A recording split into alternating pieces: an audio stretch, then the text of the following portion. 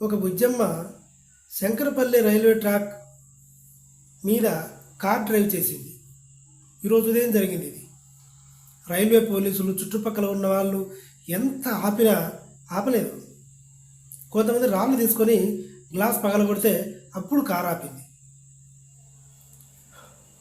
ఇంతకీ ఏం జరిగింది అంటే, ఈ అమ్మాయి ఓ సాఫ్ట్వేర్ కంపెనీలో జాబ్ చేస్తుంది.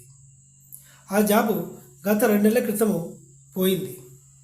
ఆవిడకి మాత్రమే కాదు, చాలామందికి సాఫ్ట్వేర్ జాబ్స్ పోయాయి. ఐటీ ఇండస్ట్రీలో జాబ్స్ లేవు. ఇప్పుడు వేల మందిని తీసేస్తున్నారు. అవన్నీ పక్కన పెట్టేస్తే ఈవిడకు కూడా జాబ్ పోయింది. పోతే ఆ డిప్రెషన్లో తాగింది, ఆల్కహాల్ తీసుకొని ఆ మత్తులో, అది కాక తన మానసిక పరిస్థితి కూడా బాగా లేదన్నట్టుగా పోలీసులు చెప్పారు. ఇలాంటి పరిస్థితుల్లో డ్రైవింగ్ చేయకపోయి ఉంటే బాగుండేది. అటువైపు వస్తున్న రైళ్ళని ఆపేశారు రైల్వే సిబ్బంది. ఇటువైపు రైల్వే స్టేషన్లో ఉన్న ట్రైన్స్ కూడా ఆపేశారు, కేవలం ఈ అమ్మాయి ఇలా చేసినందుకు. ఫన్నీగా కూడా కొంతమంది అనుకుంటుంటారు, కానీ జీవితం అందరికీ సరదాగా ఉండదు. ఎవరు ఒళ్ళుకు ఎవ్వెక్కి రోడ్ల మీదకి రారు.